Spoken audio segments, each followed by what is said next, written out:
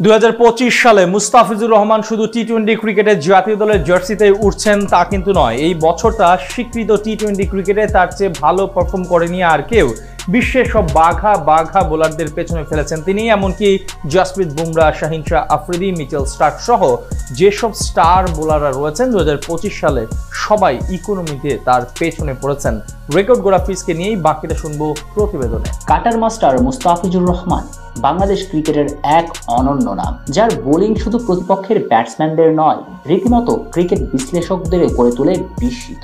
যা ব্যাখ্যা করতেও একসময় হিমশিম খেত তারা। সময়ের পরিক্রমায় তিনি শুধু একজন ভালো পেসার হয়ে ওঠেননি, বরং নিজেকে গড়ে উঠেছেন এক মাস্টার অব দ্য আর্ট হিসেবে, যার প্রতিটি ডেলিভারিতে থাকে ভিন্ন ছন্দ, আলাদা পরিকল্পনা আর নিখুঁত বাস্তবায়ন।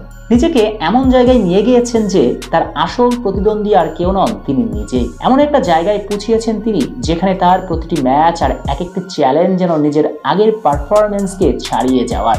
মুস্তাফিজের গুরুত্ব কেমন সেটা বুঝতে হলে চোখ রাখতে হবে এই পরিসংখ্যানের দিকে। 2025 সালে এখন পর্যন্ত বাংলাদেশ যে কয়টি টি-20 জিতেছে সবগুলোতেই একাদশে ছিলেন মুস্তাফিজ। তার অনুপস্থিতিতে দল এখনো জয়ের দেখা পায়নি। এটা প্রমাণ করে তিনি কেবল একজন গুরুত্বপূর্ণ খেলোয়াড় নন, বরং দলের জয়ের অন্যতম মূল চাবিকাঠি। এমন নয় শুধু দেশের হয়ে খেলেছেন, 2025 সালে সবকিছুতেই দুর্দান্ত কেটেছে তার। নিজেকে নতুন ভাবে টি-20 ক্রিকেটে বেস্ট হিসেবে প্রমাণ করেছেন দ্য পিচ। প্রতিপক্ষের ব্যাটারদের কাছে তিনি হয়ে উঠেছেন এক অব্যক্ত আতঙ্কের নাম। মাঠে নামার আগে থেকে যেন ছায়ার মতো ভর করে তার ভয়। তার বৈচিত্র্যময় কাটার, স্লোয়ার আর নিখুঁত ইয়র্কার যেন সবসময় বিভ্রান্তিতে থাকেন তারা। আইসিসি টেস্ট প্লেয়িং দেশের মাঝে এই বছর স্বীকৃত টি-20 ক্রিকেটে সবচেয়ে বেশি ইকোনমি তার। এখন পর্যন্ত এই বছর খেলেছেন বিপিএল, আইপিএল ও বাংলাদেশের জার্সিতে। সেখানে সবার উপরে এই অবস্থান তার। মজার ব্যাপার, সবচেয়ে কম রান দিয়া বোলারদের তালিকায় ফিজের অবস্থান একমাত্র ফাস্ট বোলার হিসেবেও। এই বছরে তার খেলা 21টি ইনিংসে বোলিং ইকোনমি মাত্র 6.12। তার পরের অবস্থানে আছেন মোহাম্মদ নাবি, তার বোলিং ইকোনমি 6.52। 3 নম্বরে অবস্থান করছেন সুনীল নারায়ণ, তার ইকোনমি 6.81। এরপরে দুটি অবস্থানে আছেন মুজিবুর রহমান ও ইমাদ ওয়াসিম। জসপ্রীত বুমরা হতে শুরু করে স্টার্ক, কামিন্সের মতো বোলাররাও তালিকাতে নেই।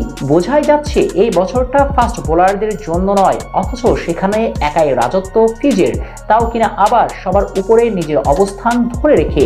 এটাই আসলে প্রমাণ করে দেয় 2025 সালে কি অবিশ্বাস্য পারফরমেন্স না করেছেন কাটার মাস্টার। যদি কেউ সমালোচনা করে বলতেও চায় তিনি শুধু বাংলাদেশের হয়ে খেলার কারণে এটা করতে পেরেছেন, তবে পুরোপুরি ভুলের স্বর্গে বাস করছেন। এই বছর আইপিএল দেখেছে রান বন্যা, সেখানেও ফিজ বোলিং করেছেন মাত্র 8-এর কম ইকোনমিতে।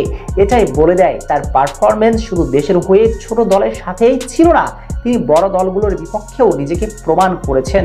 তবে কি মুস্তাফিজই টি-20 ক্রিকেটে 2025 সালের সেরা ফাস্ট বোলার?